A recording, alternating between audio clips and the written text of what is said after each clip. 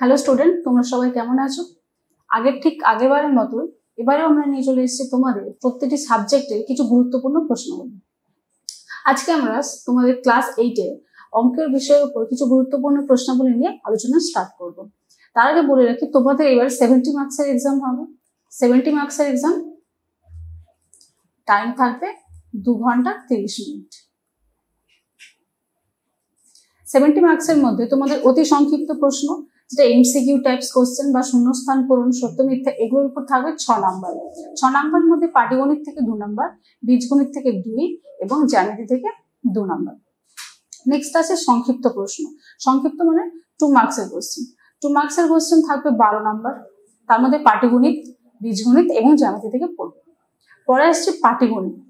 পাটিগণিতের 4টে প্রশ্নের মধ্যে যে কোনো 2টো করতে হবে। পড়বে কোন কোন চ্যাপ্টার থেকে? তৈরাসিক, শতকরা, মিশ্রণ, সময় ও কার্য। এখান থেকে থাকবে টোটাল 10 নম্বর। এবার আসছে বীজগণিত পোর্শন। বীজগণিতে অনেকগুলো চ্যাপ্টার আছে, তার উৎপাদকের বিশ্লেষণ, লসাগু এবং গসাগু, এই দুটো চ্যাপ্টার থেকে অঙ্ক পড়বে, সেটা থাকবে 6 নম্বর। এবং সমাধান করো, ঘনফল, বহুপদী সংখ্যামালার গুণ এবং সরল করা, এখান থেকে 4টির মধ্যে যে কোনো 2টো করতে হবে। টোটাল থাকবে 6 নম্বর। এরপর আসছে সমীকরণ গঠন ও সমাধান, 2টির মধ্যে যে কোনো একটি করতে হবে, থাকবে 8 নম্বর। এরপর আসছে জ্যামিতি পোর্শন। জ্যামিতি পোর্শনে 4টি উপপাদ্যের মধ্যে যে কোনো 2টো করতে হবে। প্রয়োগ থাকবে 2টির মধ্যে যে কোনো একটি করতে হবে, প্রয়োগ থাকবে 3 নম্বরের উপর। এরপর হচ্ছে সম্পাদ্য, মানে যেসব জ্যামিতিক ছবি অঙ্কন, যেমন ত্রিভুজ অঙ্কন, সমান্তরাল সরলরেখা অঙ্কন, বিভিন্ন রেখাকে 3-5 ভাগে ভাগ, এই চ্যাপ্টারগুলোর উপর থেকে থাকবে 2টি সম্পাদ্যের মধ্যে যে কোনো একটা থাকবে এবং সেটা থাকবে 4 নম্বরের উপর। এরপর আসছে রাশিবিজ্ঞান, যেটা তোমাদের পাইচিত্র নামে তোমরা জানো, তার মধ্যে 2টো প্রশ্নের মধ্যে যে কোনো একটা করতে হবে এবং এটা থাকবে টোটাল 5 নম্বরের উপর। এই হলো তোমাদের টোটাল নম্বর বিভাজন। এর বাইরে তোমাদের বিভিন্ন স্কুলে বিভিন্ন নম্বর বিভাজন থাকতেই পারে, তো সেই অনুযায়ী তোমরা প্র্যাকটিস করবে। চলো তাহলে আজকে স্টার্ট করছি। তোমাদের প্রথম চ্যাপ্টার পাইচিত্র। পাইচিত্র চ্যাপ্টার থেকে যে লং কোশ্চেন করতে পারে, দেখো কি বলেছে। 2015 সালে কলকাতার 4টি বিদ্যালয়ে একাদশ শ্রেণীতে ভর্তি হতে ইচ্ছুক ছাত্রছাত্রীদের সংখ্যা শতকরায় দেওয়া আছে। সংস্কৃত স্কুলে, সাউথ স্কুল, হিন্দু স্কুল এবং নর্থ স্কুল। পার্সেন্টেজ 20%, সংস্কৃত স্কুলের জন্য, সাউথ স্কুলের জন্য 5%, হিন্দু স্কুলের জন্য 60% এবং নর্থ স্কুলের জন্য 15%। কি বলেছে? উপরোক্ত তথ্য থেকে একটি পাইচিত্র অঙ্কন করি। যদি মোট ভর্তি হতে ইচ্ছুক ছাত্রছাত্রীর সংখ্যা 1000 জন হয়, তবে সর্বাধিক সংখ্যক ছাত্রছাত্রী কোন স্কুলে ভর্তি হতে চেয়েছিল এবং তাদের সংখ্যা নির্ণয় করো। প্রথমে হচ্ছে পাইচিত্র। পাইচিত্র অঙ্কন করার জন্য শতকরা থেকে আমাকে আগে ভিত্তিক কোনটা বের করে নিতে হবে। কিভাবে করব? আমরা ফার্স্টে সংস্কৃত স্কুলের জন্য বের করব। 20% আমরা জানি পার্সেন্টেজ তুলতে গেলে কি হয়, নিচে 100 দিয়ে গুণ করতে হয়, ইন্টু 360 ডিগ্রি। তো এটা পাবো সংস্কৃত স্কুলের জন্য। এরপর সাউথ স্কুলের জন্য 5/100 ইন্টু 360 ডিগ্রি। একই রকম ভাবে হিন্দু এবং নর্থ স্কুলের জন্য বের করবে। তারপর পেন্সিল কম্পাস ব্যবহার করে এবং চাঁদা ব্যবহার করে প্রত্যেকের জন্য কতটা পোর্শন করে পড়ছে সেটা তোমরা নিজেরা আঁকবে। পরে কোশ্চেনে আসে, যদি মোট ভর্তি হতে ইচ্ছুক ছাত্রছাত্রীর সংখ্যা 1000 জন হয়, তবে সর্বাধিক সংখ্যক ছাত্রছাত্রী কোন স্কুলে ভর্তি হতে চেয়েছিল। এই 1000 জনের মধ্যে 20% সংস্কৃত স্কুলে, তো 1000 ইন্টু 20/100। তো এইভাবে করে প্রত্যেকটা স্কুল বের করবে। দেখবে কারটা সবচেয়ে বেশি, সেটাই হবে আমার সর্বাধিক সংখ্যক ছাত্রছাত্রী, এটার অ্যান্সার। এবং তাদের সংখ্যা নির্ণয় করে এবং প্রত্যেকের মানটা তোমরা নিজেরা নির্ণয় করবে। চলো পরের কোশ্চেনে আসি। 180 জনের একটি দলকে পছন্দের ঋতু জিজ্ঞাসা করে প্রাপ্ত তথ্য দিয়ে নিজের পাইচিত্র বানানো হলো। পাশের পাইচিত্র থেকে প্রশ্নগুলি উত্তর খুঁজুন। ফার্স্ট কোশ্চেন কি? সবচেয়ে বেশি জন কোন ঋতু পছন্দ করে। দেখো এখানে কার পার্সেন্টেজ সবচেয়ে বেশি? 40%। তো কোন সবচেয়ে বেশি কার পছন্দ করে? শীতকাল। পরের কোশ্চেন, কতজন গ্রীষ্মকাল পছন্দ করেন। তো গ্রীষ্মকাল কোথায় আছে? এখানে। তো 20%। 20% কার 20%? টোটাল যতজন ছিল সেটা 20%। 180 ইন্টু 20/100। এখান থেকে দ্বিতীয় কোশ্চেনের অ্যান্সার বের করবে। নেক্সট আছে তৃতীয় কোশ্চেন, সবচেয়ে ছোট বৃত্তকলা দ্বারা কোন ঋতু বোঝানো হয়েছে। দেখো সবচেয়ে ছোট বৃত্তকলা কোনটার জন্য ছিল? বর্ষাকাল। তো অ্যান্সার হবে কি? বর্ষাকাল। তো এই কোশ্চেনটা না দিয়ে অন্য যে কোনো কোশ্চেন দিতে পারে। তো এইভাবে যদি পার্সেন্টেজ না থাকে, পার্সেন্টেজ বাদেও তোমরা প্রত্যেকে অ্যান্সারটা নির্ণয় করবে। আচ্ছা, পরের কোশ্চেনে আসছি। কোনো একটি বিদ্যালয়ে মাধ্যমিক পরীক্ষার বিভিন্ন বিভাগে উত্তীর্ণের হার নিম্নরূপ। প্রথম বিভাগে 25%, দ্বিতীয় বিভাগে 45, তৃতীয় বিভাগে 20 এবং অকৃতকার্য পাস করতে পারেনি 10%। উপরে প্রদত্ত তথ্যগুলি একটি পাইচিত্রের মাধ্যমে উপস্থাপন করো। দেখো এখানেও পার্সেন্টেজ দেওয়া আছে, ঠিক সেই ফার্স্ট অঙ্কের মতো, এটা তোমরা নিজেরা করবে। এবার আসছে পরের চ্যাপ্টার মূলদ সংখ্যা। এই মূলদ সংখ্যা থেকে যে 2 মার্কসের কোশ্চেনগুলো ইম্পর্টেন্ট সেগুলো দেখে নাও। ফার্স্ট কোশ্চেন, উদাহরণ সাহায্যে দেখাও যে মূলদ সংখ্যাগুলি বিয়োগের বিনিময় নিয়ম মেনে চলে না। আমরা জানি যে কোনো সংখ্যাই বিয়োগের বিনিময় নিয়ম মেনে চলে না, বিয়োগ এবং ভাগের ক্ষেত্রে। তো আমাকে মূলদ সংখ্যার ক্ষেত্রে দেখাতে বলেছে, তো আমি যে কোনো দুটো মূলদ সংখ্যা নিয়ে নেবো, 1 এর 3, 1 এর 2 নিতে পারো, বা অন্য যে কোনো সংখ্যা নিয়ে দেখবে এটা a - b সমান b - a, এই ফর্মুলাটা মেনে চলছে কিনা।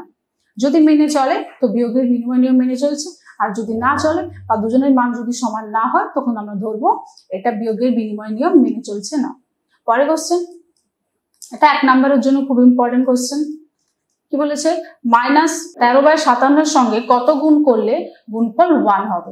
প্রথমত এখানে দেখো পজিটিভ আর এখানে আছে নেগেটিভ। তো আমরা সবাই জানি নেগেটিভের সাথে আমরা যদি নেগেটিভ গুণ করি সেটা পাবো পজিটিভ। তো এটা ক্লিয়ার, এখানে অ্যান্সারে আমার নেগেটিভ আসবে। কিন্তু এই সংখ্যাটা কি আসবে, দেখো এটার সঙ্গে এটা যদি আমরা জানি যে কোনো সংখ্যাকে তার অনন্যক দিয়ে গুণ করলে আমরা গুণফল 1 পাবো। তো 13/57 এর অনন্য কত হবে, 57/13। তো এটাই হবে আমার এটার অ্যান্সার।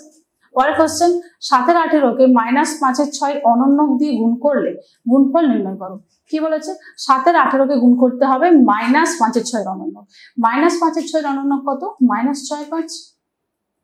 তো সেটার সঙ্গে 7 এর 18 গুণ করে তোমরা অ্যান্সারটা নির্ণয় করবে।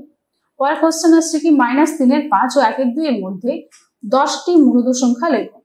তো এটা তো তোমরা নিশ্চয়ই করতে পারবে, তোমাদের এক্সারসাইজের অঙ্কটা তোমাদের জন্য আমি ছাড়লাম।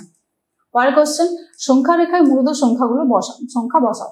তো সংখ্যা রেখায় এই পুরোটা একটা সংখ্যা, এটা কিন্তু কখনো ভাববে না যে 1 এর 4 একটা আলাদা, 3 এর 4 আলাদা, দুজনের সামনে আছে মাইনাস। তো এটা আগে ফার্স্টে বিয়োগ করতে হবে। কিভাবে করব, নিচের লসাগু, উপরে থাকবে 1 - 3, তো থাকছে কি -2 এর 4, তার মানে অ্যান্সার হলো -1 এর 2। এবার এই -1 এর 2 কে আমাকে সংখ্যা রেখায় বসাতে হবে, এটা তোমরা নিজেরা বসাও। এরপরে চ্যাপ্টারটা খুব ইম্পর্টেন্ট একটা চ্যাপ্টার, বীজগণিতিক সংখ্যামালার গুণ ও ভাগ। অর্থাৎ দুটো বীজগণিতিক সংখ্যামালা থাকবে, কখনো সেটা গুণ করতে দেওয়া থাকবে, কখন বা সেটা ভাগ করতে দেওয়া থাকবে। চলো ফার্স্ট কোশ্চেন, এখান থেকে 3 মার্কসের কোশ্চেন তোমরা পাবেই। প্রথম কোশ্চেন, প্রথম ও দ্বিতীয় বীজগাণিতিক সংখ্যামালার গুণফল নির্ণয় করি। প্রথমটা কিভাবে গুণফল নির্ণয় করবে, এটার একটা সংখ্যার সাথে এর পুরোটা গুণ করলে মাইনাস, আবার এটার সাথে এর পুরোটা গুণ করবে, তারপর ক্যালকুলেশন করবে। মানে যদি কোনোটা কাটার থাকে কাটবে, আদারওয়াইজ যোগ হলে যোগ বা বিয়োগ হলে বিয়োগ হলে ভালো, না হলে এটাই হবে আমাদের অ্যান্সার। পরের কোশ্চেন কি বলেছে, ধারাবাহিক গুণ করে গুণফল নির্ণয় করো। ধারাবাহিক কথার অর্থ কি, পরপর। তার মানে প্রথম এটার সাথে আগে এটা গুণ করো, যে অ্যান্সারটা পাবে তার সাথে আবার এটা গুণ করবে। ওকে, পরের কোশ্চেন, সরল করতে বলা আছে, এর মান বলা আছে কত, x² + xy + y²। বি এর মান একটা বলা আছে, সি এর মানও বলা হয়েছে। তো এখানে আমাকে এখানে মান বের করে এই মানটা নির্ণয় করতে হবে। তাহলে প্রথমে এর জায়গায় বসাও x² + xy + y², আর এর পাশে কে ছিল, x - y। তাহলে এটা কার মতো দেখতে, এটা এইভাবে দেখতে না, a - b, এটা a - b * a² + ab + b²। আমরা সবাই জানি এটা কার ফর্মুলা, a³ - b³। তো এটা কার ফর্মুলা এলো, x এর কিউব - y³। একই রকম ভাবে এইটাও মানটা বসাবে, এটা বসাবে, দুই তিনটাকে যোগ করবে, তো এটা তারপর এটার অ্যান্সারটা তোমরা নিজেরা বের করো। পরে দেখো 4 দাগে কি কোশ্চেন বলেছে, একটি আয়তক্ষেত্রের ক্ষেত্রফল বলা আছে বর্গ সেমি এবং দৈর্ঘ্য বলা আছে, আমাকে আয়তক্ষেত্রের প্রস্থ বের করতে বলেছে। আমরা সবাই জানি, ছোটবেলায় শিখেছি, আয়তক্ষেত্রের ক্ষেত্রফল বা দৈর্ঘ্য প্রস্থের মধ্যে যে কোনো একটা বলা থাকলে অপরটা নির্ণয় করার ফর্মুলা কি, প্রস্থ সমান ক্ষেত্রফল ডিভাইডেড বাই দৈর্ঘ্য। তো এখানে মান বসাবে, বুঝতে পেরেছো, এখানে আমাকে গুণ করতে না, এখানে ভাগ করতে হবে। তারপর ভাগ করে এটা অ্যান্সারটা বের করবে। পরের কোশ্চেন কি বলেছে, ভাগ করে ভাগফল ও ভাগশেষ নির্ণয় করো। তার মানে কি, এটা যদি ভাগ করি ভাগফল মিলে যাচ্ছে না, তার মানে ভাগশেষ থেকে যাচ্ছে, তো আমাকে সেটাই বের করতে হবে কোনটা থাকবে ভাগফল আর কোনটা থাকবে ভাগশেষ। পরের কোশ্চেন, কোনো ভাগ অঙ্কে ভাজক বলা রয়েছে, ভাগফল বলা রয়েছে এবং ভাগশেষ বলা রয়েছে, আমাকে নির্ণয় করতে হবে ভাজ্য। আমরা কি জানি, ভাজ্য সমান ভাজক গুণিত ভাগফল যুক্ত ভাগশেষ।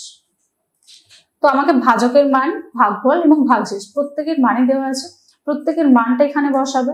আগে ভাজকের সাথে ভাগফল গুণ করবে, সে যেটা অ্যান্সার হবে সেটার সাথে ভাগশেষ যোগ করবে, সেটাই হবে আমার ভাজ্য। এরপরের চ্যাপ্টার হলো ঘনফল নির্ণয়। এখান থেকেও তোমরা 3 নম্বরের অবশ্যই একটা অঙ্ক পাবে। ঘনফল নির্ণয় চ্যাপ্টারটা করার জন্য ঘনফলের যে ফর্মুলা গুলো আছে, যেমন a plus b whole cube, a minus b whole cube, a cube plus b cube এবং a cube minus b cube, এই ফর্মুলাগুলো আমাদেরকে অবশ্যই জেনে রাখতে হবে এবং আমাদের মুখস্থ রাখতে হবে। এইগুলো ব্যবহার করেই আমরা এই চ্যাপ্টারটা করতে পারবো। চলো প্রথম কোশ্চেনে আসছি, নিচের সংখ্যাকে কোন ক্ষুদ্রতম সংখ্যা দিয়ে ভাগ করলে ভাগফল পূর্ণ ঘন সংখ্যা হবে। তার মানে এটা থেকে এটা ক্লিয়ার যে 6750 সংখ্যাটা পূর্ণ ঘন সংখ্যা নয়। সবার প্রথমে কি করতে হবে, এরকম কোনো কোশ্চেন থাকলে সবার প্রথমে যে সংখ্যাটা তোমাদের দেওয়া থাকবে সেটাকে উৎপাদকে ভেঙে ফেলতে হবে। তো আমরা এখানে উৎপাদকে এটা যদি ভাঙি তো কত আসবে, 6750, শেষে 0 আছে, 5 বা 2 দিয়ে করতে পারো, আমি 5 দিয়ে করছি। 5-এ 1-এ 5 থাকছে, 5-3-এ 15, 5-5-এ 25, 0। আবার 5 দিয়ে করছি, 5-2-এ 10, 5-7-এ 35, 0। আবার 5 দিয়ে, 5-5-এ 25, 5-4-এ 20। এবার দেখো 3 দিয়ে 18 আসছে, আবার এটাকে ভাঙো, 2-9 18, 3-3-এ 9। দেখো 3টে 5, 3টে 3 হয়ে যাচ্ছে, এক্সট্রা কি থাকছে 2। তার মানে এই 2টাকে সরাতে গেলে আমাকে কত দিয়ে ভাগ করতে হবে, 2 দিয়ে ভাগ করতে হবে। পরের question, 3x plus 3/x equals to 2 হলে x এর cube plus 1/x cube plus 2 এর মান নির্ণয় করো। ফার্স্ট আসছে এই ছোট্ট পোর্শনটা, x এর কিউব প্লাস 1/x এর কিউব, এটার মান বের করতে হবে, তারপর যেটা হবে তার সাথে 2 যোগ করে দিতে হবে। এই মানটা কোথা থেকে পাবো, এখান থেকে ক্যালকুলেশন করে। তো তোমরা এটা এক্সারসাইজের অঙ্ক, তোমরা এটা নিজেরা ট্রাই করো।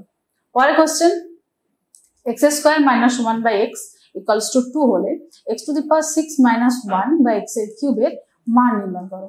এটা তো তোমাদের এক্সারসাইজের অঙ্ক, এটা তোমরা বাড়িতে ট্রাই করো। পরের question, 9x plus 4/x equals to 6 হলে প্রমাণ করো 27x কিউব প্লাস 7। এটাও তোমরা নিজেরা ট্রাই করবে। আচ্ছা, পরেরটা 2x plus 1/3x equals to 4 হয়, তবে 27x কিউব প্লাস 1/8x কিউবের মান নির্ণয় করো। এটা খুব ইম্পর্টেন্ট একটা অঙ্ক। প্রথমে কি করবে, দেখো এখানে 2x আছে কিন্তু এখানে 27 আছে। আমরা জানি কি 3কে 3 বার গুণ করলে 27 পাচ্ছি, কিন্তু 3 তো এখানে নিচে এবং 27 তো এখানে উপরে আছে। তো এটা কি করতে হবে, এর উভয় দিকে 3/2 দিয়ে গুণ করো, তারপর যে মানটা পাবে সেই মানটা থাকবে এবং এটাকে তোমরা a cube plus b cube ফর্মুলাতে ভাঙো, অ্যান্সার চলে আসবে। এরপর দেখো 6 দাগেটা সরল করতে বলা হয়েছে, 4 square minus 9 into 4 square minus 6a plus 9 into 4 square plus 6a plus 9। তোমরা হয়তো ভাববে এটাকে তোমরা গুণ করে নিতে পারো, গুণ করে নিতেই পারো, কিন্তু সেটা অনেক বড় হবে। তো এটাকে ফর্মুলা ইউজ করে করতে পারো। কিভাবে, এটাকে দেখো 4 স্কয়ারকে কিভাবে লেখা যায়, 2 স্কয়ার মাইনাস 9, 9কে কি লেখা যায় 3 স্কয়ার। পুরোটা দেখো a square minus b square, তার ফর্মুলা কি a plus b into a minus b। তো দেখো আমরা সবাই জানি a কিউব প্লাস b কিউবের যখন ফর্মুলা আমরা লিখতাম তখন প্রথমটা কি হতো প্লাস আর পরেরটা মাইনাস। তো দেখো এই প্লাসটার সাথে এই মাইনাসটা নেব আর এই মাইনাসটার সাথে এই প্লাসটা, তারপর দেখবে ফর্মুলা ব্যবহার করবে, অ্যান্সার চলে আসবে। পরের question, a by b plus b by a equals to 1 হয়, তবে a cube plus b cube. তোমরা জানোই নিচেরটাকে লসাগু করবে, করলে একটা সমীকরণ আসবে, তারপর এখানে মানটা সূত্র বসিয়ে মানটা বসিয়ে দিবে। পরের কোশ্চেন বলেছে কি, নিচের বীজগাণিতিক সংখ্যামালাগুলোকে উৎপাদকে বিশ্লেষণ করো। মানে একটা বড় বড় বীজগাণিতিক রাশিমালা আছে, ওটাকে সূত্রের সাহায্যে ভেঙে ভেঙে ছোট ছোট উৎপাদকগুলো আমাদেরকে বের করতে হবে। এটা তোমরা নিজেরা ট্রাই করো এবং 3টি খুব ইম্পর্টেন্ট, খুব ভালো করে প্র্যাকটিস করো। পরেরটা এসছে সূত্রের সাহায্যে মান নির্ণয় করো। এটা শুধুমাত্র 101 এর হোল কিউব বলেছে মানে 3 বার গুণ করব, এরকম করতে যাও না, কারণ আমাকে বলেছে সূত্রের সাহায্যে। নাম্বার তোমরা হয়তো পাবে, শুধু অ্যান্সার লিখলে হয়তো হাফ পাবে, কিন্তু যেহেতু সূত্রের সাহায্যে বলেছে সূত্র ইউজ করতে। কিভাবে করবে? 101 মানে কি 100 প্লাস 1 এর কিউব করতে বলেছে, এটার কিউব। দেখো এই পুরোটাকে এ ভাবো, এই পুরোটাকে বি ভাবো, তো এ প্লাস বি হোল কিউব। আমরা সবাই জানি এই দুটো সূত্র আছে, যে কোনো একটা ব্যবহার করে তোমরা এর অ্যান্সারটা বের করতে পারো। এরপরের চ্যাপ্টার কি তোমাদের জ্যামিতির পোর্শন, পূরক, সম্পূরক ও সন্নিহিত কোণ। ফার্স্ট কোশ্চেন এখান থেকে আসতে কি পারে, কোনটা পূরক কোণ এবং কোনটা সম্পূরক কোণ খোঁজার জন্য দুটো দেওয়া থাকবে, তার মধ্যে এটা পূরক হবে না সম্পূরক হবে। পূরক হলে তার অর্থ কি? পূরক হলে তাদের দুজনের যোগফলটা থাকবে 90 ডিগ্রি, আর সম্পূরক হলে তাদের যোগফলটা থাকবে 180 ডিগ্রি। আর সন্নিহিত কথার অর্থ কি? পাশাপাশি যে দুটো কোণ থাকবে একই ভূমির উপর থাকবে তাদেরকে বলা হয় সন্নিহিত কোণ, এবং তাদের শীর্ষবিন্দু থাকবে একটি। পরের কোশ্চেনকে দুটি পরস্পর সম্পূরক কোণের পরিমাপ দেওয়া আছে, পরিমাপের অনুপাত দেওয়া আছে 38:7 হলে কোণ দুটির পরিমাপ কত? আমরা কি বলেছিলাম? সম্পূরক কোণ, সম্পূরক কোণ মানে কি দুটি কোণের যোগফল 180 ডিগ্রি। প্রথমত এই অনুপাতটা যখন দেওয়া আছে আমি ধরে নেব একটা 38x আর একটা 7x, তো এদের দুজনের সম্পূরক বলেছে, দুজনের যোগফল 180 ডিগ্রি। তো এখান থেকে তোমরা x এর মানটা নির্ণয় করবে এবং সেই x এর মানটা এখানে বসিয়ে দাও এবং এখানে বসিয়ে দাও, দুটো কোণের মান তোমরা পেয়ে যাবে। পরের কোশ্চেন, দুটি সম্পূরক কোণের একটি অপরটির 7 গুণ অপেক্ষা 4 ডিগ্রি কম। কন্ডিশন বলা আছে কি? দুটি সম্পূরক কোণের একটি অপরটির 7 গুণ অপেক্ষা 4 ডিগ্রি কম। তো এখান থেকে আমি একটা ধরে নিতে পারি, একটা x ডিগ্রি, তাহলে অপরটা কি হবে? অপরটির 7 গুণ অপেক্ষা 4 কম, তাহলে এটা 7 গুণ অপেক্ষা 4 কম, এটা থাকবে অপরটি। এবার দুটোর যোগফল, যেহেতু সম্পূরক বলেছে, দুটোর যোগফল কত ডিগ্রি হবে? 180 ডিগ্রি। তো এখান থেকে তোমরা x এর মানটা নির্ণয় করতে পারো, নির্ণয় করে মান এখানে বসিয়ে, এখানে একটা তো বসাবে, এখানে একটা তো বসাবে, বসিয়ে কোণ দুটোর মান তোমরা নির্ণয় করবে। পরেরটা দেখো, পরেরটা উপপাদ্য, প্রমাণ করো একটি রশ্মি প্রান্তবিন্দুতে অপর একটির সরলরেখা মিলিত হলে যে দুটি সন্নিহিত কোণ উৎপন্ন হয় তাদের সমষ্টি 2 সমকোণ। কি বলেছে? একটি রশ্মি প্রান্তবিন্দুতে অপর একটি সরলরেখা যদি মিলিত হয়, যে দুটি সন্নিহিত কোণ উৎপন্ন হয় তাদের সমষ্টি 2 সমকোণ। তো এটা উপপাদ্যর মতো করে লিখবে। প্রথমে কোশ্চেনটা তুলবে, প্রমাণ করো বাদে বাকি পোর্শনটা তুললে তারপর ওই রিলেটেড ছবি তোমরা দেবে। ছবির পর ধরা যাক বা প্রদত্ত যা থাকে সেটা লিখবে, তারপর থাকছে প্রামাণ্য এবং তারপর প্রমাণ। এই প্রত্যেকটা স্টেপ ইউজ করে তোমরা উপপাদ্যগুলো লিখবে। শুধু উপপাদ্য নয়, প্রয়োগটাও একই রকম ভাবে লিখবে। প্রত্যেকটা স্টেপে এটা নাম্বার থাকে, যদি তুমি একটা স্টেপ মিস করে যাও সেক্ষেত্রে তোমার নাম্বার কাটা যেতে পারে। দেখো পরে আরেকটা উপপাদ্য দিয়েছে, প্রমাণ করো দুটি সন্নিহিত কোণের সমষ্টি 2 সমকোণ হলে এদের সাধারণ বাহুবাদে অপর বাহুদ্বয় একই সরলরেখায় অবস্থিত হবে। তো এটাও একটা উপপাদ্য, এটা তোমরা নিজেরা করবে। আর দেখো কি বলেছে পরের কোশ্চেন, পাশের ছবি থেকে x এর মান নির্ণয় করি। পাশে একটা ছবি দেওয়া আছে, এখানে দেখো প্রত্যেকটা এই কোণটার মান বলেছে 3x, এটা বলেছে 80 ডিগ্রি, এটা x ডিগ্রি। আমাকে এই x ডিগ্রির মানটা নির্ণয় করতে হবে। আমরা সবাই জানি কি এটা পুরোটা কত ডিগ্রি? সম্পূর্ণটা 180 ডিগ্রি বা এক সরল কোণ। তার মানে আমরা লিখতে পারি 3x প্লাস 80 প্লাস x, এটা সমান 180। তো এখান থেকে তোমরা x এর মানটা নির্ণয় করে নেবে। পরের কোশ্চেন আসছে কি, দুটি কোণের পরিমাপের অনুপাত 2:3। আবার অনুপাত দেওয়া আছে। প্রথম কোণটির পূরক কোণের পরিমাপের 5 গুণ দ্বিতীয় কোণটির সম্পূরক কোণের পরিমাপের দ্বিগুণের সমান। কি বলেছে? প্রথম কোণটি পূরক কোণের পরিমাপের 5 গুণ, দ্বিতীয় কোণটি সম্পূরক কোণের পরিমাপের দ্বিগুণের সমান। তো কন্ডিশনটা একটু বড় আছে, ঠান্ডা মাথায় ভাববে। তারপর বলেছে কোণ দুটির পরিমাপ নির্ণয় করি। তো এই কন্ডিশনটা অ্যাপ্লাই করে তোমরা যে একটা সমীকরণ আসবে, তারপর সেখান থেকে তোমরা যে 2x ডিগ্রি এবং 3x ডিগ্রি ধরেছিলে, এখান থেকে x এর মানটা তোমরা নির্ণয় করবে। এটা তোমাদের জন্য ছাড়ছে, তোমরা নিজেরা ট্রাই করো। আচ্ছা, এরপর আসছে বিপ্রতীপ কোণের ধারণা। বিপ্রতীপ কোণ মানে বলে রাখি, দুটো সরলরেখা পরস্পরকে টাচ করলে ঠিক বিন্দুর উভয় পাশের কোণ, মানে এটা বিন্দু, এই কোণটা এরা পরস্পর বিপ্রতীপ কোণ। একইভাবে এই কোণটার সাথে এই কোণটা হলো বিপ্রতীপ কোণ। দেখো ফার্স্ট কোশ্চেন কি বলেছে, সিওডি, বিওডি এবং এওবি এর পরিমাপ লেখো। কোন ছবি থেকে? এই ছবি থেকে। কোনটার মান দেওয়া আছে? এ ও সি। অর্থাৎ এ ও সি এই কোণের মান আছে 120 ডিগ্রি।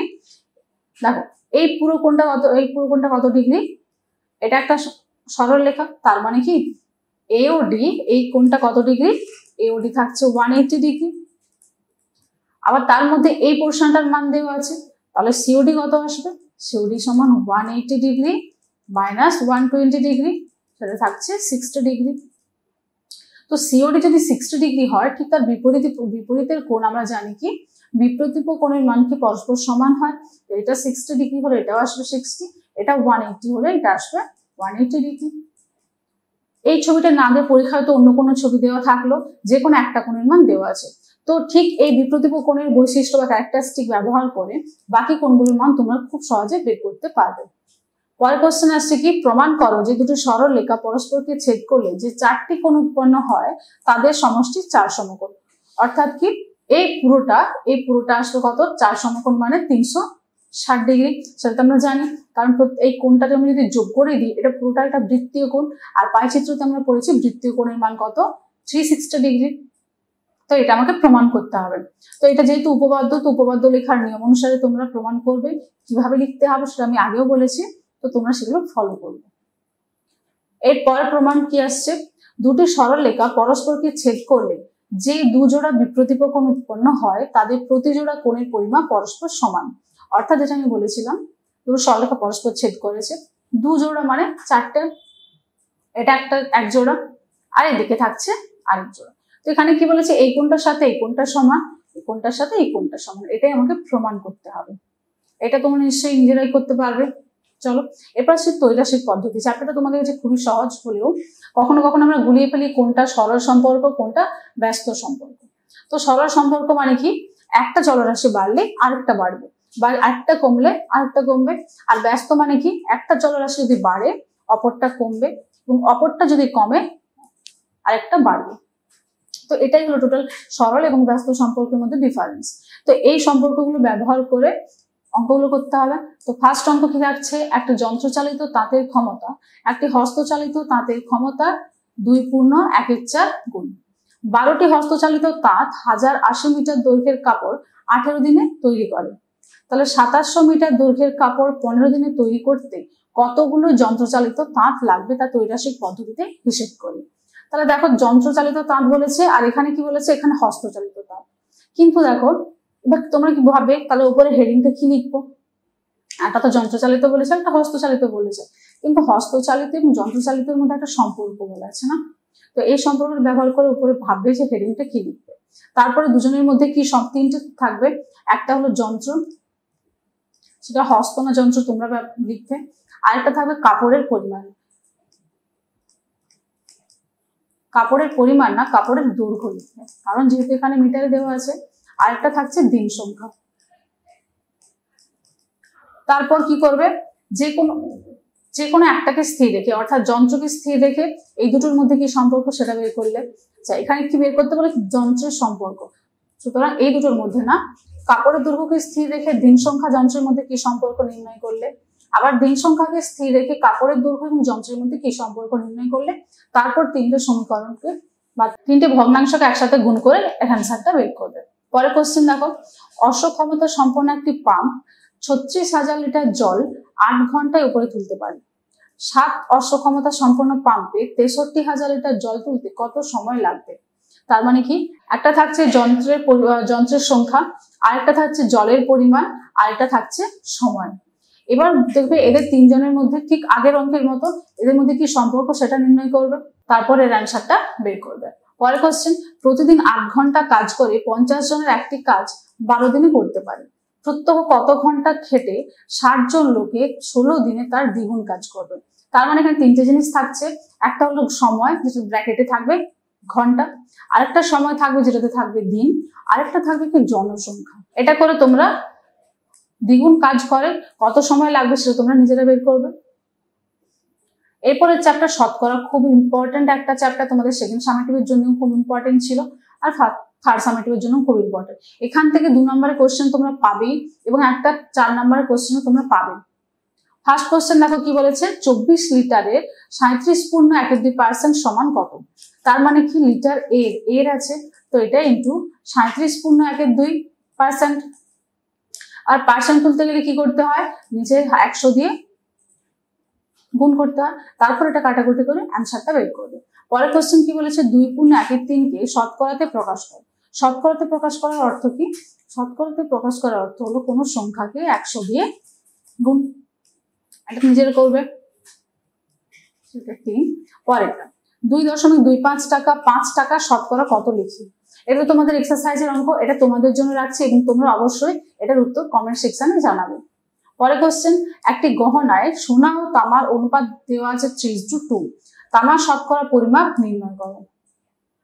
তাহলে কি করবে, আগে তামার আনুপাতিক ভাগ নির্ণয় করো। কত? 2/5। শতকরা পরিমাণ মানে 100 দিয়ে গুণ, তাহলে 5 2 10, মানে থাকছে 40%। চলো এই চ্যাপ্টার থেকে যে লং কোশ্চেন গুলো ইম্পর্টেন্ট সেগুলো দেখে নিই।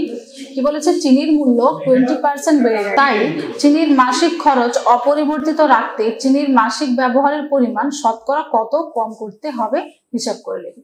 এটা তোমাদের এক্সারসাইজের অঙ্ক, এটা তোমরা নিজেরা ট্রাই করো। পরের কোশ্চেন কি বলেছে, পরের কোশ্চেন খুব ইম্পর্টেন্ট কোশ্চেন। একটা বিধানসভা কেন্দ্রের ভোটারদের 80% ভোট দিয়েছেন এবং বিজয়ী প্রার্থী প্রদত্ত ভোটে 65% ভোট পেয়ে নির্বাচিত হয়েছেন। তিনি মোট ভোটে শতকরা কত ভোট পেয়েছেন হিসেব করে। তাহলে আগে ধরে নিতে পারো, মোট ভোট ধরো 100, তার মধ্যে 80% ভোট কে পেয়েছে? 80% ভোট ভোটার দিয়েছে, মানে 80 জন ভোট দিয়েছে। 80 জনের মধ্যে বিজয়ী প্রার্থী কত পেয়েছে? 65%, মানে 65/100। তো এখান থেকে তোমরা অ্যান্সারটা বের করে নেবে। আচ্ছা, পরের কোশ্চেনটা খুব ইম্পর্টেন্ট। কি বলেছে দেখো, এই বছরে নন্দলাল উচ্চ মাধ্যমিক বিদ্যালয়ের পরীক্ষার্থীদের 85% বাংলায়, 70% অঙ্কে এবং 65% উভয় বিষয়ে A+ পেয়েছে। পরীক্ষার্থীর সংখ্যা যদি 120 জন হয়, তবে হিসেব করে দেখি কতজন পরীক্ষার্থী শুধু অঙ্কে A+ পেয়েছে, উভয় বিষয়ে A+ পেয়েছে, শুধু বাংলায় পেয়েছে এবং উভয় বিষয়ে A+ পায়নি। তো এই অঙ্কটা তোমাদের এক্সারসাইজের অঙ্ক, এটা তোমাদের জন্য আমি রাখলাম, তোমরা প্র্যাকটিস করবে। এরপরে চ্যাপ্টার হলো মিশ্রণ।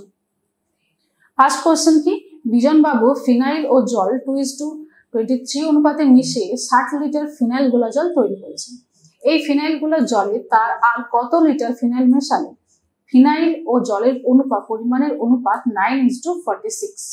তো প্রথমে এটা কি করবে, প্রথমে 60 লিটারে কতটা পরিমাণ ফিনাইল কতটা পরিমাণ জল আছে সেটা নির্ণয় করলে, তারপর বলেছে ফিনাইল গোলা জলে আর কত লিটার ফিনাইল মেশালে, ধরে নাও x লিটার ফিনাইল মেশানো হয়েছে, তো যতটা পরিমাণ ফিনাইল পেয়েছো তার সঙ্গে x যোগ করে নেবে, একটা অনুপাত পাবে, আর নিচে রাখবে জল। জল তো মেশানো হয়নি, তো জলের পরিমাণটা তোমরা এখান থেকে বের করতে পারবে। এই অনুপাতটা বলা হয়েছে 9:46, তো এখান থেকে ক্যালকুলেশন করে x এর মানটা নির্ণয় করবে। পরের কোশ্চেন, দুটি সমান আয়তনের পাত্রে যথাক্রমে 1/3 ও 1/4 অংশে ফলের রস রয়েছে। আমি পাত্র দুটির অবশিষ্টাংশ জল দিয়ে পূর্ণ করে অন্য একটি পাত্রে সমগ্র জল মিশ্রিত ফলের রস ঢাললাম। তাহলে নতুন পাত্রে ফলের রস ও জলের অনুপাত, খুব ইন্টারেস্টিং একটা অঙ্ক। 1/3 অংশ ফলের রস রয়েছে, তাহলে বাকি অংশ কত থাকবে? বাকি অংশ কি থাকবে? জল থাকবে অবশ্যই। বাকি কত? 2/3। একই রকম ভাবে 1/4 অংশ ফলের রস হয়েছে, তাহলে বাকি কত থাকবে? বাকি থাকবে 3/4 অংশ, যেটাতে জল থাকবে।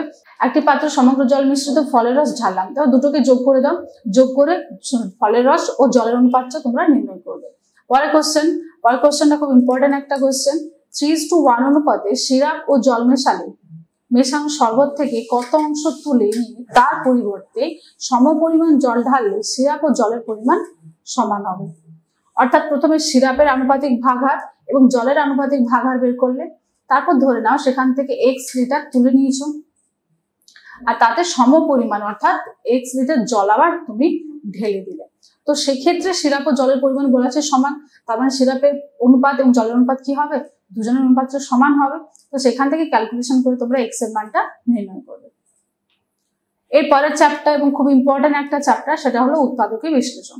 উৎপাদকের বিশ্লেষণ করার জন্য আমরা সবাই জানি আমরা মধ্য সহগীয় পদ্ধতি বা মিডল টার্ম ফ্যাক্টর পদ্ধতিটা ইউজ করে থাকি। এছাড়াও যে বীজগাণিতিক যে সূত্রগুলো আছে সেগুলো আমরা ইউজ করি। তো ফার্স্ট কোশ্চেন কি দেওয়া আছে দেখো, x² - x - 6 সংখ্যামালাকে x² + p + q * x + pq = x + p x + q আকারে প্রকাশ করো। অর্থাৎ মিডিল টার্মের যে সেকেন্ড স্টেপ আমরা যেটা করি সেই আকারে প্রকাশ করতে হবে এবং এখান থেকে পি কোনটার মান এবং কিউ কোনটার মান সেটা নির্ণয় করতে হবে। পরের কোশ্চেনগুলো দেখো, সবগুলো উৎপাদকে ভাঙতে বলেছে এবং বিভিন্ন বিভিন্ন টাইপস এর উপর আছে।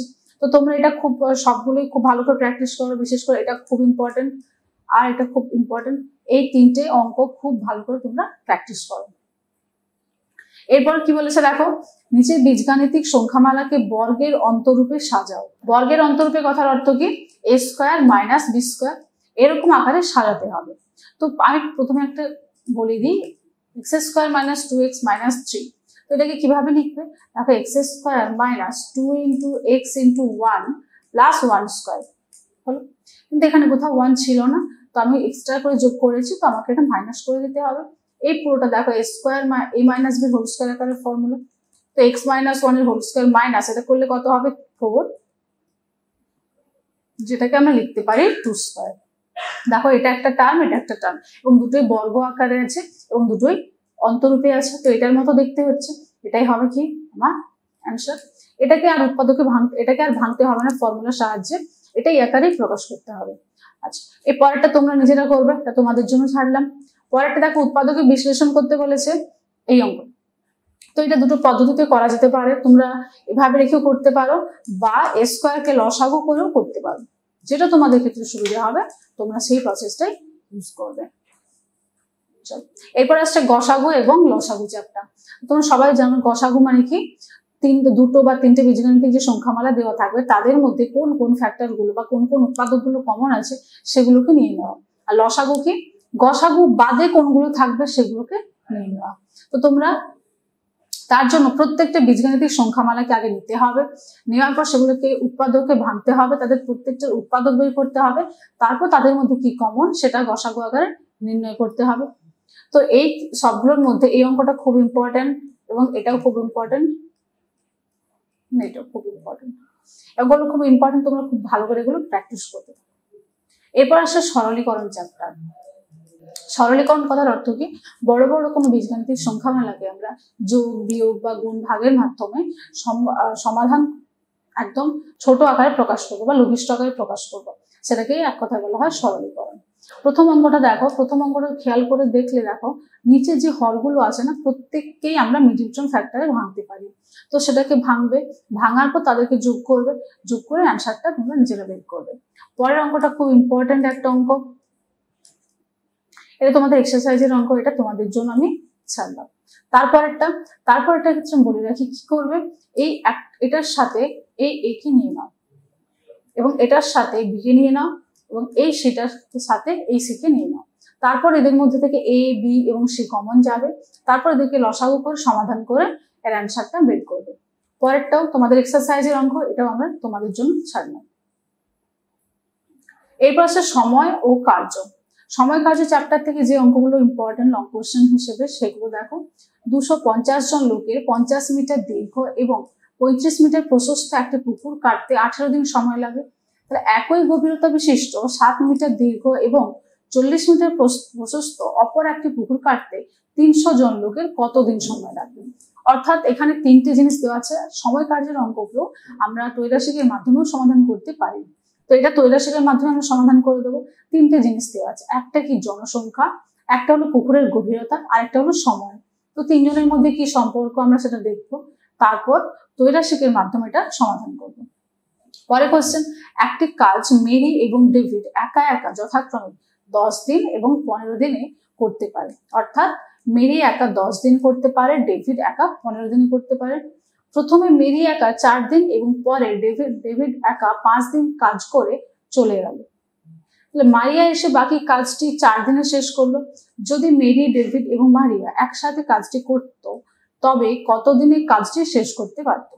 অর্থাৎ এটার ফার্স্ট কাজ কি হবে, যে মেরি, ডেভিড এরা একা একা 15 দিনে যে কাজটা শেষ করেছে, আমাকে দেখতে হবে একদিনে এরা তো কতটা পরিমাণ কাজ করেছে, কত হবে। মেরির ক্ষেত্রে এটা কত হবে 1/10 আর ডেভিডের ক্ষেত্রে 1/15। তার বলেছে প্রথমে মেরি একা 4 দিন কাজ করেছে, 4 দিনে কতটা কাজ করেছে 4 × 1/10, আর ডেভিড 5 দিনে কতটা কাজ করেছে 5 × 1/15। এবার বলেছে বাকি কাজ, অর্থাৎ এদের দুজনে যা কাজ করেছে দুটোকে যোগ করবে এবং বাকি কতটা কাজ আমরা ধরে নিলাম সম্পূর্ণ কাজ এক, তারপর দুজনের যে কাজটা করছে সেটাকে বিয়োগ করে দেবে। সেই কাজটা মারিয়া একা এসে 4 দিনে করে নিয়েছে। তো 4 দিনে যদি অতটা পরিমাণ কাজ করে তাহলে একদিনে কতটা করেছে, তারপরে তিনজনকে যোগ করে ওটা কমপ্লিট করবে। পরের কোশ্চেনটা খুব ইম্পর্টেন্ট একটা কোশ্চেন। কি বলেছে, আমাদের চৌবাচ্চায় 3টি নল আছে, ওই 3টি নল দিয়ে আলাদা আলাদা ভাবে যথাক্রমে 18, 21 এবং 24 ঘন্টায় চৌবাচ্চা পূর্ণ করা যায়।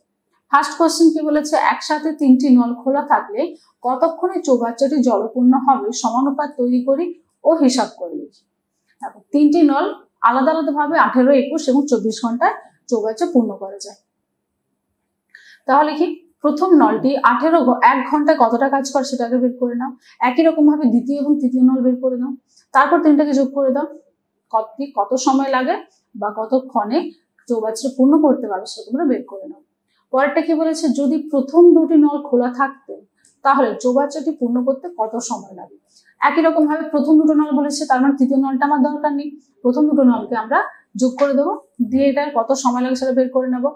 যদি শেষ দুটি নল খোলা থাকতো তাহলে চৌবাচ্চাটি পূর্ণ করতে কত সময় লাগতো। আবার বলেছে শেষ দুটো, প্রথমটা বলেনি, প্রথমটা বাদ দিয়ে দাও, শেষ দুটোকে যোগ করে দাও, দিয়ে কত সময় লাগলো সেটা বের করে নাও। এরপরে চ্যাপ্টার সমান্তরাল সরলরেখা ও ছেদকের ধর্ম, অর্থাৎ এখানে দুটো সমান্তরাল সরলরেখা যাবে, ছেদক হবে। আমরা সবাই জানি ছেদক হলে কি, এখানে অনেকগুলো একান্তর কোণ উৎপন্ন হয়েছে, অনেকগুলো বিপ্রতীপ কোণ পাওয়া যাবে, অনেকগুলো অন্তস্থ কোণ, বহিস্থ কোণ পাওয়া যাবে এবং অনুরূপ কোণ পাওয়া যাবে। তো এখান থেকে যে উপপাদ্যগুলো ইম্পর্টেন্ট সেগুলো একটু দেখে নাও। দুটি কোণের প্রতিজোড়া বাহু পরস্পর সমান্তরাল, প্রমাণ করতে বলা আছে কি কোণ দুটিও সমান অথবা পরস্পর সম্পূরক। সম্পূরক মানে দুটো কোণের যোগফল 180 ডিগ্রি। তো আমি বলেছিলাম উপপাদ্য লেখার নিয়ম অনুসারে এটা প্রমাণ করবে। পরে কোশ্চেন বলেছে, প্রমাণ করে যে সামান্তরিকের একটি কোণ সমকোণ হলে প্রতিটি কোণই হবে সমকোণ। তো এটা প্রয়োগের জন্য বা 3 মার্কসের জন্য, তোমাদের যে 3 মার্কসে যে প্রয়োগ পড়বে সেটার জন্য এই উপপাদ্যটা খুব ইম্পর্টেন্ট, প্রয়োগটা খুব ইম্পর্টেন্ট। পরের চ্যাপ্টার ত্রিভুজের দুটি বাহু ও তাদের বিপরীত কোণের মধ্যে সম্পর্ক। প্রথম কি বলেছে, প্রমাণ করো যে ত্রিভুজের দুটি কোণের মান সমান হলে তাদের বিপরীত বাহুর দৈর্ঘ্য সমান। আমরা বিভিন্ন জ্যামিতির অঙ্ক করার ক্ষেত্রে এটা খুব ব্যবহার করে থাকি, তো এটা তোমাদের জন্য খুব ইম্পর্টেন্ট। পরেরটা, প্রমাণ করো যে একটি ত্রিভুজের দুটি বাহুর দৈর্ঘ্য সমান হলে বিপরীত কোণগুলিও সমান হবে। তার মানে দেখতেই পাচ্ছ 1 নম্বরের ঠিক রিভার্সটা হলো 2 নম্বর। আর প্রথম নম্বরে বলেছিল কোণ সমান হলে বাহু সমান, দ্বিতীয়টাই বলেছে বাহু সমান হলে কোণ সমান, ঠিক বিপরীতটা। তো কিছুটা একই রকম, তো একটা করবে তারপর দেখবে আরেকটা অটোমেটিক চলে আসবে। পরেরটা খুব ইম্পর্টেন্ট, কি বলেছে, প্রমাণ করো যে সমবাহু ত্রিভুজের মধ্যমা 3টির দৈর্ঘ্য সমান। এটা আমরা ক্লাস 7-এ মধ্যমা চ্যাপ্টার পড়তে গিয়ে আমরা দেখেছি, এই বৈশিষ্ট্যটা পড়েছি যে সমবাহু ত্রিভুজের মধ্যমা 3টির দৈর্ঘ্য সমান হয়, সেটাই এখানে আমাকে প্রমাণ করতে দিয়েছে। তারপর কি বলেছে, প্রমাণ করে যে সমবাহু ত্রিভুজে প্রতিটি কোণের মান 60 ডিগ্রি। তো এটা আমরা সবাই জানতাম সমবাহু ত্রিভুজের ক্যারেক্টারিস্টিক বা বৈশিষ্ট্য অনুযায়ী, তো এটা তোমরা প্রমাণ করবে। পরেরটা বলেছে ত্রিভুজ এবিসি এর বিএসি এর সমদ্বিখণ্ডক এবং এসি বাহুর মধ্যবিন্দু ডি দিয়ে এবি এর সমান্তরাল সরলরেখা পরস্পর বিসি বাহুর উপর এই বিন্দুতে মিলিত হয়েছে। তাহলে প্রমাণ করি যে এইসি সমান এক সমকোণ। তো আগে প্রথমে ভাষা বুঝে ছবিটা আঁকবে, তারপর প্রমাণটা করবে। এরপরের চ্যাপ্টার হলো লেখচিত্র। লেখচিত্র থেকে যে 2 নম্বরের কোশ্চেনগুলো খুব ইম্পর্টেন্ট সেটা দেখে নাও। প্রথম কোশ্চেন বলেছে কি, ছক কাগজে -7,5, 10,12 এবং -6,5 বিন্দুগুলি স্থাপন করো। তো ছক কাগজে গ্রাফ পেপার নেবে, গ্রাফ পেপারের সাহায্যে গ্রাফ পেপারে পেন্সিল এবং স্কেলের সাহায্যে বিন্দুগুলো স্থাপন করবে। এছাড়াও এই চ্যাপ্টারে তোমাদের এক্সারসাইজের যে অঙ্কগুলো আছে সেগুলো খুব ইম্পর্টেন্ট, সেজন্য আমি সেগুলো দিলাম না, তোমরা সেগুলো খুব ভালো করে প্র্যাকটিস করবে। এছাড়াও হয়তো লেখচিত্র দেওয়া থাকবে, তো সেটা থেকে তোমাকে কিছু কোশ্চেন অ্যান্সার দিতে হতে পারে। যেমন পাইচিত্রতে আমরা করেছিলাম, পাইচিত্র আঁকা আছে, সেখান থেকে কিছু শর্ট কোশ্চেনের অ্যান্সার দিতে হয়েছিল। তো সেরকম টাইপের অঙ্কগুলো খুব ইম্পর্টেন্ট, সেগুলো তোমরা নিজেরা এক্সারসাইজ থেকে প্র্যাকটিস করবে। এরপরের চ্যাপ্টার হলো সমীকরণ গঠন ও সমাধান, অর্থাৎ এখানে সমীকরণ ভাষা অঙ্ক কিছু থাকবে, সেখান থেকে সমীকরণ গঠন করতে হবে এবং কিছু কিছু ক্ষেত্রে সেটা সমাধানও করতে হবে। এছাড়াও কিছু এরকম সমীকরণ দেওয়া থাকবে যেটুকু আমাকে সমাধান করতে হবে, অর্থাৎ এক্স বা ওয়াই বা টি যেসব চলরাশি দেওয়া থাকবে সেগুলোর মান বের করতে হবে। দেখো ফার্স্ট কোশ্চেন, x/2 + 5 = x/3 + 7। এইসব অঙ্কের ক্ষেত্রে কি করবে, যে চলরাশিগুলো আছে সবগুলোকে বাম দিকে নিয়ে যাও এবং যে ধ্রুবক রাশিগুলো আছে সবগুলোকে ডান দিকে নিয়ে যাও। তারপর কি লসাগু করে এক্স, লসাগু করে যে সমীকরণটা পাবে সেখান থেকে এক্স এর ভ্যালুটা বের করবে। পরের কোশ্চেনটা দেখো, পরের কোশ্চেনটা আগে কি করবে, এটাকে গুণ করে নেবে। গুণ করার পর যে এই যে চলরাশিটা দেখো ডান দিকে আছে, তো ওটাকে আগে বাম দিকে নিয়ে যাবে। তারপর নিচে লসাগু করবে, লসাগু করে এক্স এর মানটা বের করবে। পরের কোশ্চেনটাও ঠিক একই। আচ্ছা, পরের কোশ্চেনটা দেখো, খেয়াল করো, বাম দিকে সব চলরাশিগুলো আছে এবং ডান দিকে সব ধ্রুবক রাশিগুলো আছে, তো এটাতে কোনো সমস্যা নেই, শুধুমাত্র লসাগু করবে এবং টি এর মানটা নির্ণয় করবে। পরের কোশ্চেনটা খুব ইম্পর্টেন্ট একটা কোশ্চেন, দেখো y - 5 এর হোল স্কয়ার, অর্থাৎ এটা a - b হোল স্কয়ার বা কখনো কখনো a + b হোল স্কয়ার, এই দুটো ফর্মুলা ইউজ করে এটাকে ভাঙতে হবে। তারপর পুরোটাকে তোমরা বাম দিকে নিয়ে আসতে পারো, বিয়োগ করে যোগ করে y এর ভ্যালুটা বের করবে। চলো এখান থেকে যে লং কোশ্চেন গুলো ইম্পর্টেন্ট বা ভাষা অঙ্কগুলো ইম্পর্টেন্ট সেগুলো দেখে নাও। রাজু 2 অঙ্ক বিশিষ্ট একটি সংখ্যা লিখলো যার দশক স্থানীয় অঙ্ক একক স্থানীয় অঙ্কের 3 গুণ, অর্থাৎ প্রথমে কি করবে, যে একক স্থানীয় অঙ্ক সেটাকে x ধরে নাও, তাহলে দশক স্থানীয় অঙ্ক কত হবে, দশক স্থানীয় অঙ্ক হবে একক স্থানীয় অঙ্কের 3 গুণ অর্থাৎ 3x। এবার তাহলে সংখ্যাটি কি হবে, আমরা জানি কোন সংখ্যাকে লেখার নিয়ম কি, 10 × দশক প্লাস 1 × একক, তো সংখ্যাটা কত হবে 31x। আবার বলেছে সংখ্যা দুটি স্থান বিনিময় করলে, অর্থাৎ এককের ঘরের অঙ্ক যাবে দশকের ঘরের অঙ্কে এবং দশকের ঘরের অঙ্ক থাকবে এককের ঘরের অঙ্ক। স্থান বিনিময় করে যে সংখ্যাটা পাবে সেটা মূল সংখ্যা থেকে 36 কম, তাহলে সমীকরণটা কিভাবে আসবে, 31x মাইনাস মূল সংখ্যা থেকে 31 কম যে সংখ্যাটা তোমরা স্থান বিনিময় করার পর পাবে সেটা সমান কি হবে 36। তো এখান থেকে ক্যালকুলেশন করে x এর মানটা বের করবে। পরের কোশ্চেনটা দেখো, আমার মামা 1000 টাকার একটি চেক ব্যাংক থেকে ভাঙালেন, তিনি কয়েকটি 5 টাকার নোট এবং কয়েকটি 10 টাকার নোট পেলেন। যদি মামা মোট 137টি নোট পেয়ে থাকেন তাহলে কতগুলি 5 টাকার নোট পেলেন, ধরে না 5 টাকার নোট x পেলেন, তাহলে 10 টাকার নোট কয়টি পাবেন, 137 মাইনাস x। এবার আমরা কি জানি 5 টাকার নোট যদি x হয় তাহলে টোটাল কত টাকা হবে, এখান থেকে 5x প্লাস 10 টাকার নোট যদি এতটি হবে 10 × 137 মাইনাস x, এই টোটাল টাকাটা কত বলা আছে 1000 ইকুয়াল টু 1000। তো এখান থেকে ক্যালকুলেশন করে তোমরা x এর মানটা বের করতে পারো, বা কোশ্চেনে যদি সমাধান করতে বলা না থাকে তো সমাধান করার দরকার নেই, এটাকে একটু সিম্পলিফাই করেই অ্যান্সারটা রেখে দেবে। পরের কোশ্চেন, একটি দণ্ডের 1/5 অংশ কোথায় আছে, কাদায়, 3/5 অংশ জলে এবং অবশিষ্ট 5 মিটার জলের উপরে আছে, তো দণ্ডটির দৈর্ঘ্য কত হবে নির্ণয় করো। এটা তোমাদের জন্য রইল, তোমরা ট্রাই করো। পরের কোশ্চেন হলো জ্যামিতিক প্রমাণ, অর্থাৎ এখানে কিছু কিছু বহুভুজ আছে যেখান থেকে 2 নম্বরের কোশ্চেন আসার জন্য চ্যাপ্টারটা খুব ইম্পর্টেন্ট, এই চ্যাপ্টারটা খুব ভালো করে পড়বে, এখান থেকে 2 নম্বরের কোশ্চেন অবশ্যই থাকবে। এছাড়াও তোমাদের উপপাদ্য বা প্রয়োগ থাকতেই পারে, প্লাস 2 নম্বরের কোশ্চেনের জন্য খুব ইম্পর্টেন্ট। তো এখান থেকে 2 নম্বরে কিভাবে কোশ্চেন আসতে পারে, এখানে 2 নম্বরে এরকম থাকতে পারে যে কোনো সুষম বহুভুজের বাহুর সংখ্যা দেওয়া আছে, অন্তঃকোণ বা বহিঃকোণের মান নির্ণয় করো, বা কোথাও অন্তঃকোণ দেওয়া আছে বাহুর সংখ্যা নির্ণয় করো, বা কোথাও বহিঃকোণ দেওয়া আছে বাহুর সংখ্যা, বা বহিঃকোণ দেওয়া আছে অন্তঃকোণের পরিমাণ নির্ণয় করো। তো এই কন্ডিশনগুলো এইগুলো করার জন্য এদের মধ্যে যে সম্পর্ক বা যে কন্ডিশন আছে সেগুলো আমাদেরকে জানতে হবে, তো সেইগুলো খুব ভালো করে মনে রাখার চেষ্টা করো। ফার্স্ট কোশ্চেন দেখো, যেরকম বলেছিলাম যে সুষম বহুভুজের বাহুর সংখ্যা বলা আছে 10টি, প্রতিটি বহিঃকোণ কত, আমরা কি জানি বহিঃকোণের ফর্মুলাতে 360 / 10, তো এ থেকে কাটাকাটি করলে কত আসবে 36 ডিগ্রি, তো প্রতিটি বহিঃকোণ পেলাম 36 ডিগ্রি। আর আমরা কি জানি অন্তঃকোণ এবং বহিঃকোণের সমষ্টি 180 ডিগ্রি, তাহলে অন্তঃকোণ কত হবে 180 ডিগ্রি মাইনাস 36 ডিগ্রি। তো এরকম করে আমরা এই অঙ্কগুলো, এই টাইপের অঙ্কগুলো যেখানে সুষম বহুভুজের বাহুর সংখ্যা 12টি বা 15টি দেওয়া থাকবে সেখানে এই সূত্রগুলো বা ফর্মুলাগুলো বা স্টেপ ব্যবহার করে আমরা অঙ্কগুলো কমপ্লিট করব। পরের কোশ্চেন কি বলেছে, যে সুষম বহুভুজের একটি অন্তঃকোণের পরিমাণ 120 ডিগ্রি, তার বাহুর সংখ্যা কত। অন্তঃকোণ যদি 120 হয় বহিঃকোণ কত হবে, বহিঃকোণ হবে 60 ডিগ্রি, বাহুর সংখ্যা কত হবে 360 / 60, সুতরাং 6টি। পরেরটা দেখো, একটি চতুর্ভুজে 3টি কোণের পরিমাপ দেওয়া আছে, চতুর্থ কোণটি কত, আমরা কি জানি চতুর্ভুজে 4টি কোণের সমষ্টি 360 ডিগ্রি, তাহলে 3টে যদি এটা থাকে তাহলে কি হবে 3টেকে যোগ করো, যোগ করে 360 থেকে বিয়োগ করে দাও, তাহলে আমরা পেয়ে যাবো চতুর্থ কোণের পরিমাণ। পরেরটা দেখো, একটা সুষম বহুভুজে প্রতিটি অন্তঃকোণ বহিঃকোণের পরিমাপের অনুপাত 3:2 হলে বাহুর সংখ্যা কত? তাহলে ধরে নাও 3x 2x, এই দুজনের যোগফল কত ডিগ্রি? 180 ডিগ্রি। এখান থেকে x এর মানটা পাবে। তাহলে আমরা বলেছিলাম তারপর অন্তঃকোণ এবং বহিঃকোণের মানটা নির্ণয় করো, এবং বহিঃকোণের মান নির্ণয় করার পর 360 থেকে সে বহিঃকোণটা ভাগ করে দিলে আমরা পেয়ে যাবো কত? এর বাহুর সংখ্যা। তো এটা তোমরা নিজেরা নির্ণয় করবে।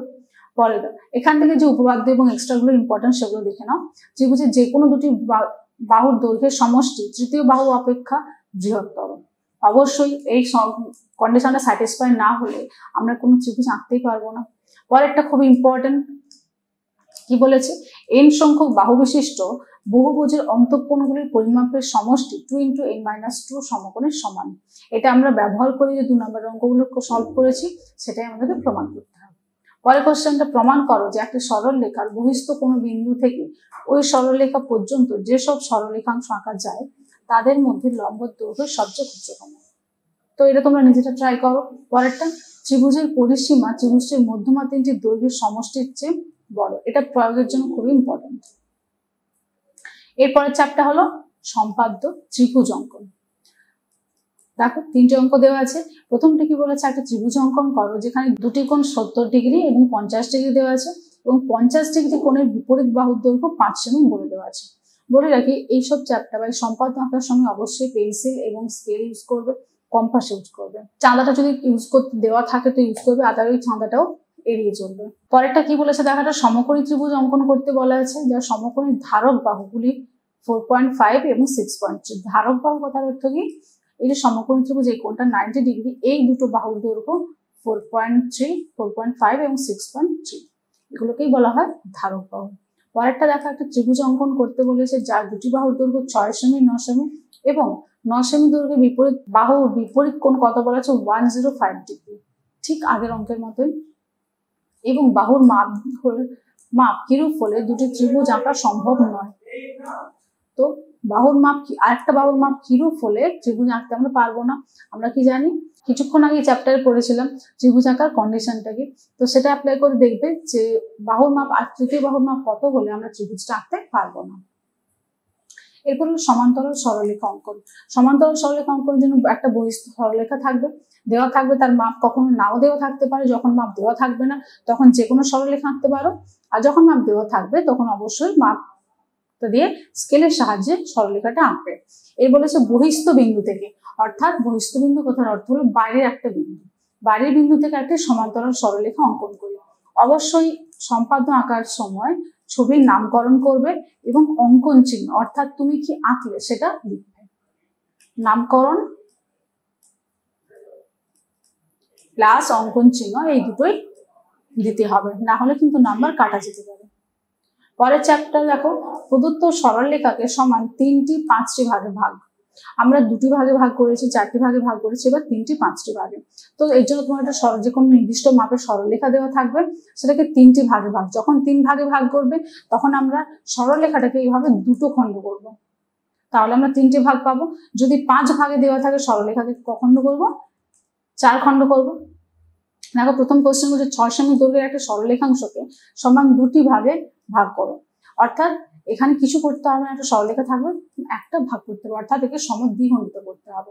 পরেরটায় দেখো 7.8 সেমি দৈর্ঘ্যের একটা সরলরেখাংশকে সমান 3টি ভাগে ভাগ, অর্থাৎ এটা 2টো খণ্ড করতে হবে। তারপর 11 সেমি একটা দৈর্ঘ্যের সরলরেখাংশকে সমান 5টি ভাগে ভাগ করো। অতঃপর 6.6 সেমি বাহু বিশিষ্ট সমবাহু ত্রিভুজ, অর্থাৎ এরকম করে ভাগ করবে। তারপর প্রতিটি দৈর্ঘ্য নির্ণয় করবে, প্রতিটা খণ্ডের দৈর্ঘ্য। তারপর দেখবে কটা খণ্ড যোগ করলে আমরা 6.6 সেমি পাবো। তারপর পেন্সিল কম্পাসের সাহায্যে সেটার মাপ নিয়ে এখানে বসে উপরে কাটবে এবং এখানে বসে উপরে কাটবে, এই তিনটিকে যোগ করবে, এটা হবে আমার সমবাহু ত্রিভুজ। ওকে, এরপরে তোমাদের থাকছে মজার অঙ্ক চ্যাপ্টার। সেখান থেকে তোমাদের বইয়ের যে অঙ্কগুলো আছে ওখান থেকে তো 1-2 নাম্বার তোমরা পড়তে পারো। তো তোমাদের টেক্সট বই, তোমাদের পাঠ্য বইয়ে যে অঙ্কগুলো আছে সেগুলোই প্র্যাকটিস করবে, সেগুলো খুব ভালো করে প্র্যাকটিস করো। এছাড়া প্রশ্ন বিচিত্র যে ছোট ছোট শর্ট কোশ্চেনগুলো পাও সেগুলো খুব ভালো করে প্র্যাকটিস করো। তো আজকে তোমাদের এই চ্যাপ্টারগুলোতে যে যে অঙ্কগুলো আমরা ইম্পর্টেন্ট বললাম সেগুলো বাদেও তোমাদের টেক্সট বইয়ের যে অঙ্কগুলো থাকবে, বিশেষ করে সমীকরণ গঠন ও সমাধান, এই চ্যাপ্টারগুলো থেকে উৎপাদকের বিশ্লেষণ, টেক্সট বইয়ের যে অঙ্কগুলো থাকবে সেগুলো খুব ইম্পর্টেন্ট। তো প্রত্যেকটা অঙ্কই খুব খুব ইম্পর্টেন্ট, তো সেগুলো খুব ভালো করে প্র্যাকটিস করো।